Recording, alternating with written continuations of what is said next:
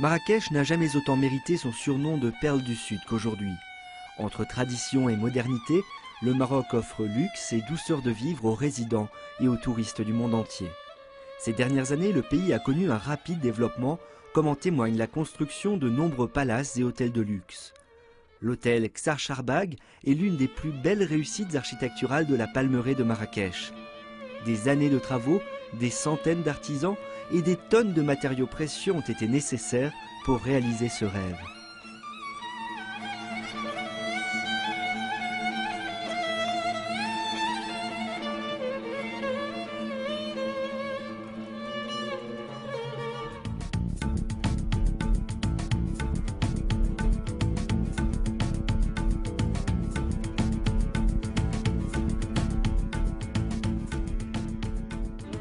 Lorsque nous avons décidé de mener ce projet, nous sommes allés à l'Institut du monde arabe et avons fait énormément de recherches sur cet âge d'or de l'art arabe du XIIe au XIVe siècle, où tout rayonnait sur le monde, la poésie, l'architecture, les jardins, et ce mot charbar est ressorti. Alors en persan, en fait, c'est chaharbar, mais nous l'avons simplifié à charbar, qui veut dire littéralement les 4 jardins, qui sont souvent découpés par des petites rivières symboliques avec une fontaine au milieu.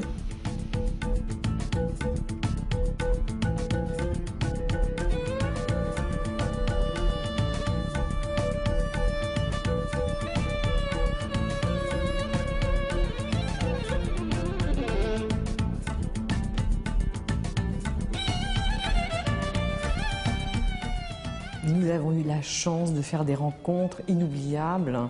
Lorsque nous nous sommes lancés dans ce projet, nous avons évidemment commencé à rechercher sur Marrakech en particulier des artisans amoureux comme nous de cette architecture à la fois sophistiquée et très simple et qui pouvaient perpétuer cet art qui existe depuis des siècles ici.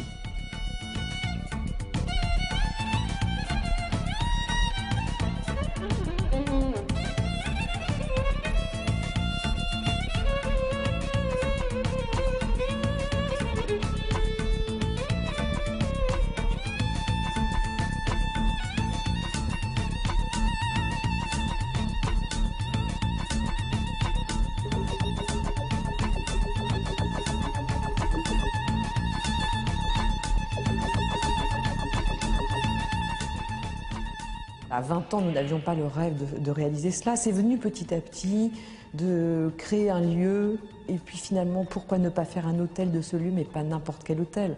Un lieu un peu mythique. On va essayer de créer quelque chose de très particulier, d'unique et avec une réalisation totale du plus petit objet à la plus grande échelle et même les jardins, parce qu'on a aussi des passionnés de jardins, de nature.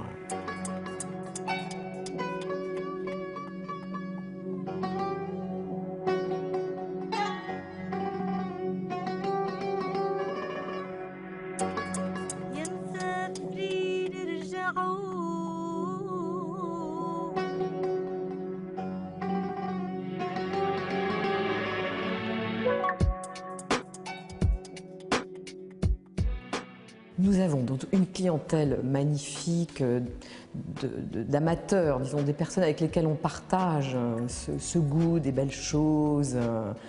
Et effectivement, nous organisons quelquefois, pas trop souvent, parce qu'il ne faut pas non plus sortir du chemin qu'on s'est tracé, des fêtes, notamment une pour le festival du film.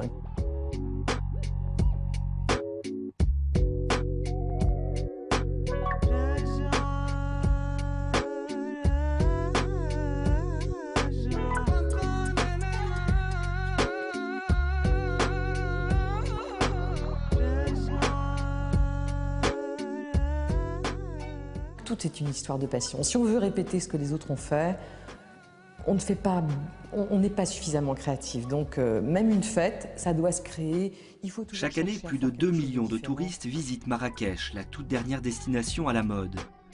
Cet afflux de riches étrangers a permis de pérenniser le travail de nombreux artisans au savoir-faire ancestral. Parmi eux, les éligeurs.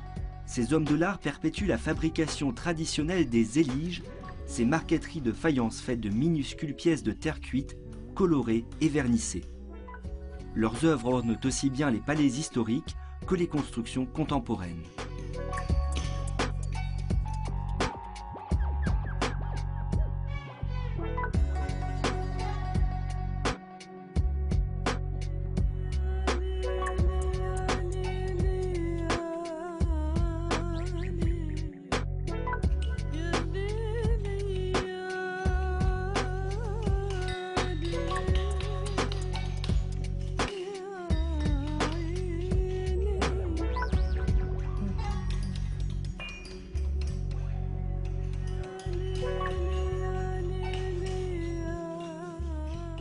Aujourd'hui, l'architecture marocaine, naturellement, elle est en évolution, etc.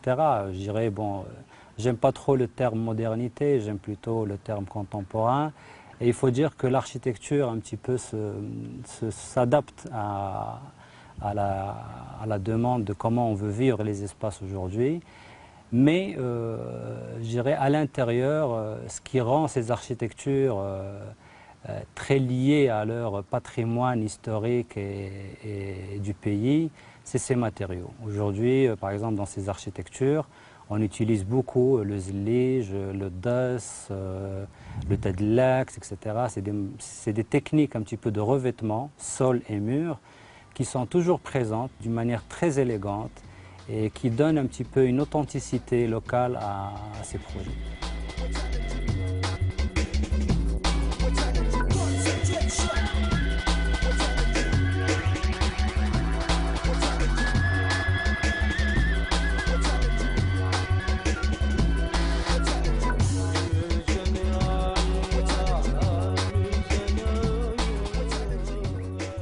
L'art des zlige. Apparemment cet art un petit peu remonte, il est d'influence un petit peu de mosaïque byzantine. À cette époque-là, on émaillait la pierre, etc. Le zlige part d'un concept beaucoup plus modeste, hein, c'est finalement de la terre cuite. Et à la terre cuite, ce qu'on a rajouté pratiquement, c'est un savoir-faire qui est marocain, qui est ancestral, Et c'est ce savoir-faire dans la coloration, le travail, l'utilisation de matériaux naturels, etc., qui fait un petit peu la spécificité de ce matériel.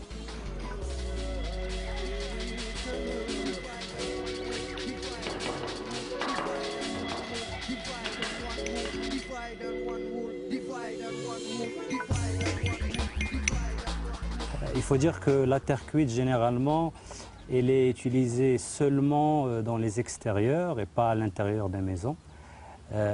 Pour qu'elle puisse accéder au domaine de la décoration, on a recouru à l'émail. Donc l'émail est devenu quelque chose qui a donné, soi-disant, cette plus-value à la terre cuite et on l'a invité à l'intérieur des demeures. Voilà, on peut citer les palais, on peut citer la médersa de Ben Youssef, on peut citer, etc. Et là, je dirais, la coloration a donné des tonalités. Il faut dire aussi qu'à l'époque, on a osé mélanger des couleurs avec une harmonie extraordinaire. On a poussé la géométrie un petit peu, je dirais, des designs, un petit peu des calpinages à l'extrême, avec des résultats toujours naturellement avec des règles d'or dans ce travail. La cuisson et je dirais la quantité de zlige qu'on produit chaque jour, même si on reste sur la même tonalité de couleur, il y a des nuances qui sont extraordinaires dans les verts, dans les rouges, etc., qui font que ce matériel a une vibration et il accède à une dimension presque trois-dimensionnelle. Donc il donne au bidimensionnel une troisième dimension. Et c'est ça un petit peu la force de ce matériel. L'artisan, et j'en parlais tout à l'heure, l'artisan reste une clé parce que la force d'adaptation de l'artisan permet à ce matériel, un petit peu à ce matériau, de se reproposer dans notre époque d'une autre manière, etc. Et ça, c'est un petit peu, je dirais, ce qui donne la pérennité un petit peu aux zlige au Maroc.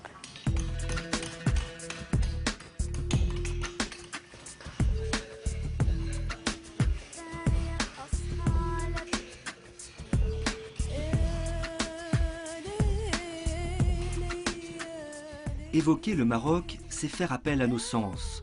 De la vapeur des hammams au vertige des senteurs de l'Orient, les soins du corps font partie de l'art de vivre à Marrakech. Au cœur de la Médina, Céline Muscar, une jeune femme originaire du nord de la France, a créé une gamme de produits de beauté inspirés par la riche pharmacopée marocaine. Des produits artisanaux qu'elle exporte aujourd'hui en Europe.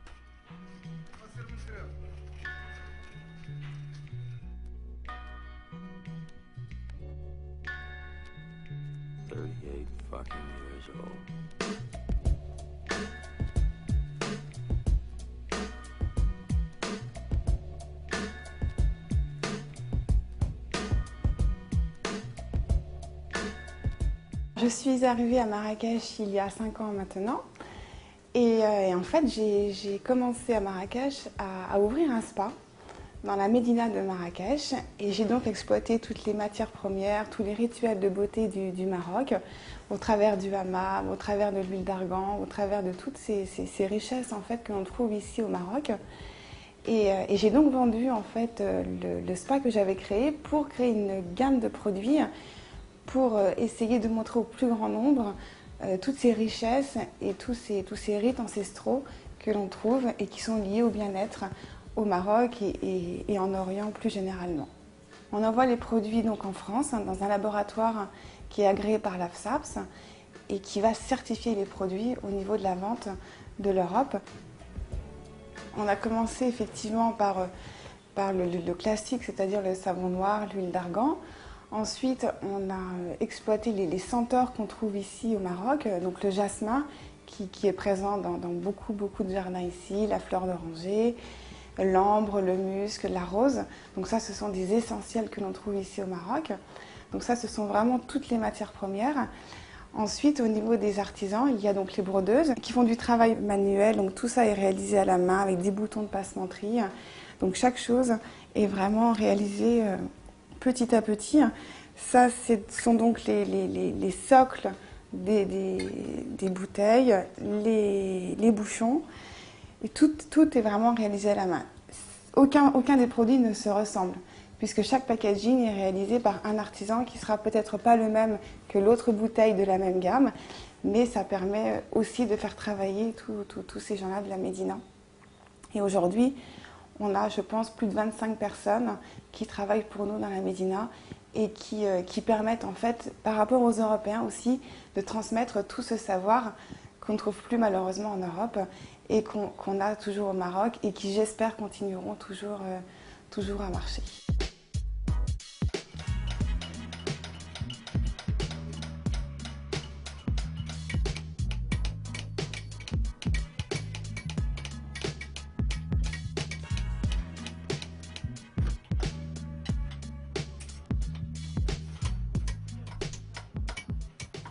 C'est important de faire vivre ces gens-là et c'est vrai que certains artisans, je les ai connus, ils n'avaient franchement pas beaucoup d'argent et aujourd'hui ils accèdent à des choses où je me dis c'est quand même grâce à moi, grâce aux gens qui achètent nos produits, grâce à nos clients, grâce à tout ce marché qui est en train de se créer, c'est important et c'est un commerce qui aujourd'hui pour moi est indispensable et une donnée qui est indispensable pour les produits l'essence de Marrakech.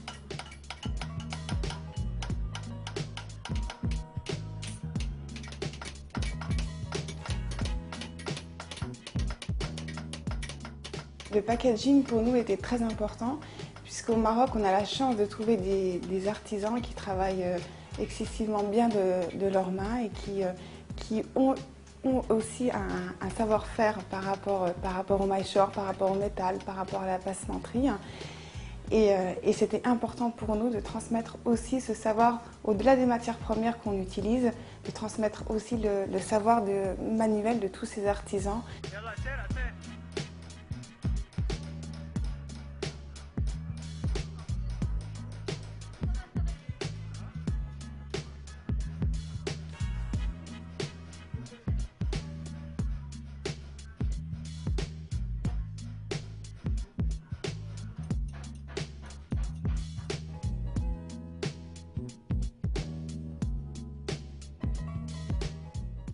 Le Maroc est entré dans le XXIe siècle par la grande porte du luxe sans jamais renier ses traditions. Au contraire, ceux qui réussissent aujourd'hui dans ce monde sont ceux qui ont su puiser leur inspiration dans le savoir-faire de leurs ancêtres. Abderrazak Ben Shaaban fait partie de ceux-là.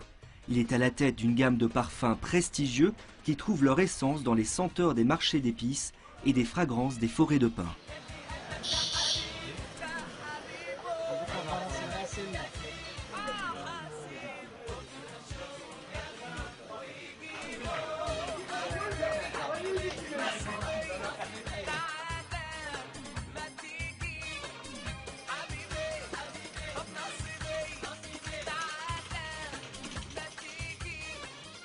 Comment je suis arrivé au parfum? D'abord, je pense que le travail que j'ai fait au Jardin Majorelle a été déterminant, parce que ça m'a beaucoup plus rapproché des plantes, que j'étudiais à l'université sans tellement beaucoup les voir. Et ensuite, les toucher avec la main et avoir une espèce d'échange avec les plantes qui ont leur propre sensibilité.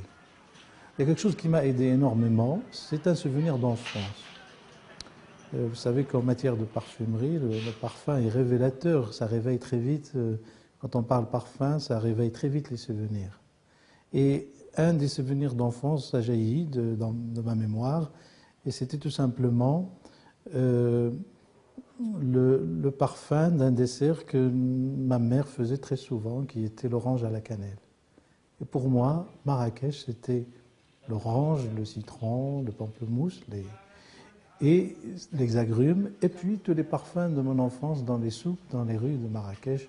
C'est comme ça que j'ai fait ma première eau de toilette, qui porte d'ailleurs le nom du Jardin Majorelle.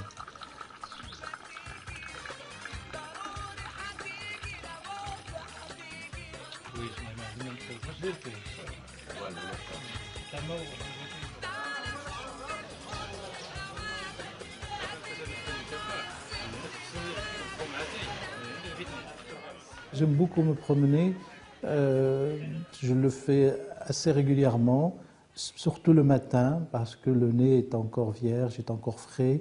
Ben, je veux me promener chez les herboristes du quartier de Mellah à Marrakech, ou bien d'un autre souk qui n'est pas loin de la place Jamajna.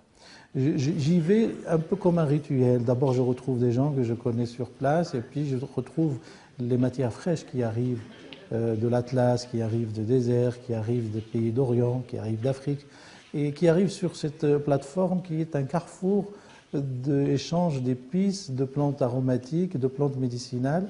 Et pour moi, plonger dans cette atmosphère est nécessaire pour un petit peu rester en contact avec la nature, parce qu'on a là les plantes telles qu'on les voit dans la nature.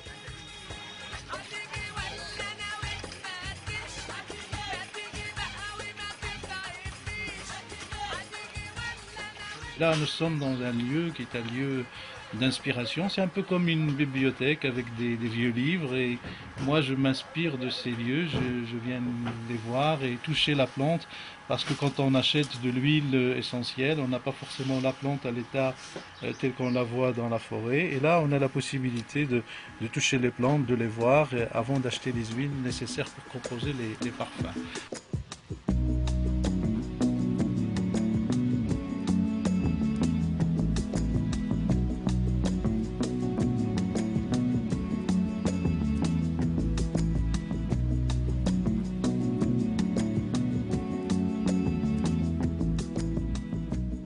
J'aime bien être dans cet endroit et voir ces sacs, cette matière qui arrive en vrac, cette poussière et tout cela. Bon, après, je travaille avec des huiles essentielles qui ont été extraites dans les règles de l'art, dans des laboratoires qui sont spécialisés. Mais pour moi, je ne me contente pas des essences que j'achète à Grasse ou ailleurs. Je préfère être le plus proche de la plante à l'état naturel. C'est pour cela que je me rends, que je me fais des pots pourris pour moi, pour mon plaisir, pour accueillir mes amis, pour rester dans cette ambiance dans mon jardin. Je cueille aussi des citrons tous les matins, que je renouvelle mon pot pourri parce que ça me permet d'être en contact avec la source naturelle des parfums, c'est-à-dire les plantes, les bois, les racines, les bulbes.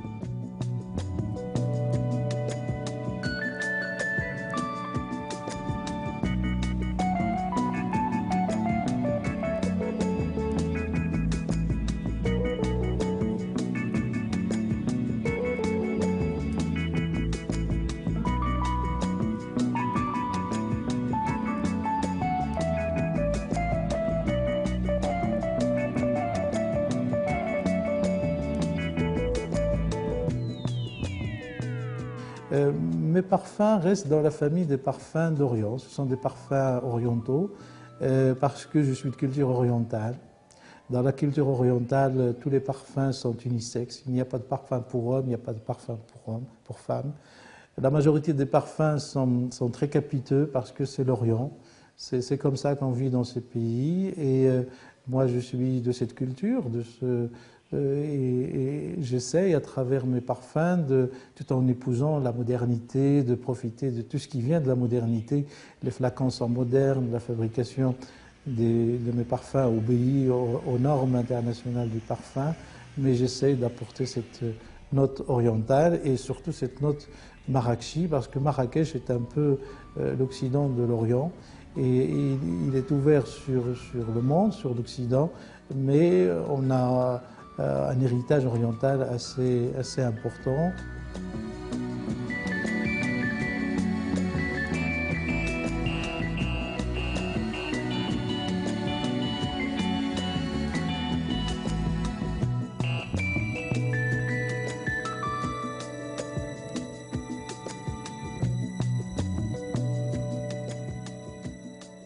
Ce que je trouve magnifique dans la parfumerie, c'est que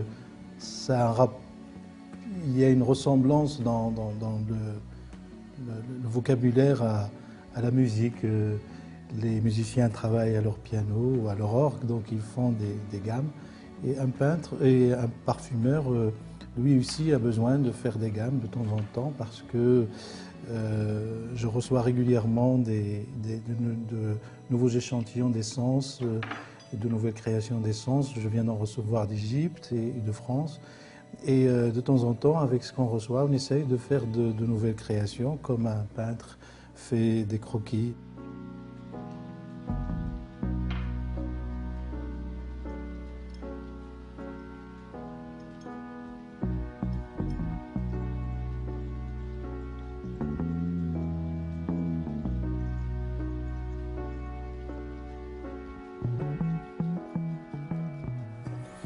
Alors, découvrir son parfum pour la première fois après plusieurs mois de macération, c'est un peu comme découvrir son enfant après 9 mois.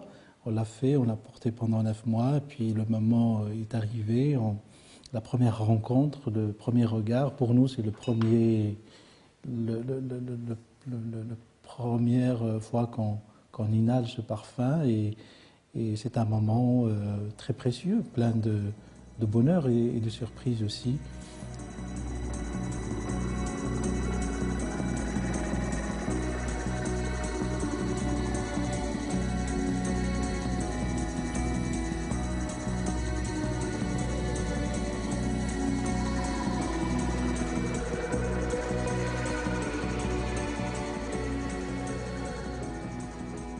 J'ai un atelier qui fait la fabrication des coffrets parce que je veux que mes parfums soient aussi dans des coffrets une association du travail du parfumeur et de l'artisan marocain. Et ces coffrets sont une valeur ajoutée au parfum parce que je travaille avec des gens qui offrent des parfums à l'occasion de mariage, d'anniversaire, et qui sont des parfums personnalisés. Donc on personnalise le packaging aussi, etc.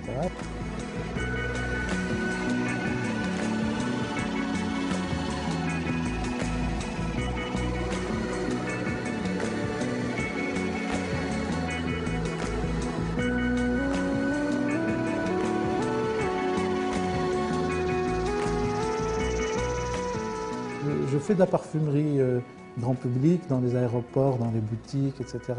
Mais je travaille beaucoup et j'aime beaucoup travailler sur les projets personnels parce que c'est très excitant et parce qu'avec quelqu'un d'autre, on réalise autre chose auquel on ne s'attendait pas.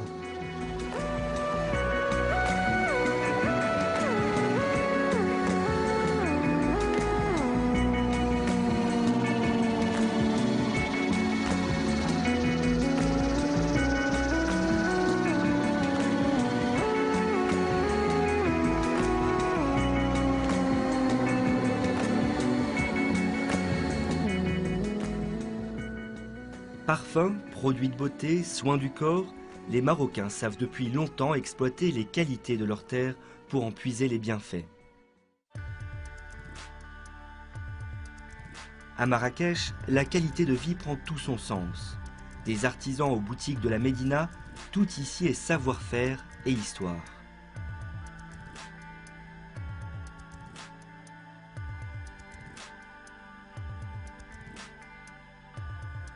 Les traditions se marient aujourd'hui à la modernité grâce à l'énergie développée par de véritables passionnés. Une douceur de vivre qu'ils invitent désormais le monde entier à venir partager.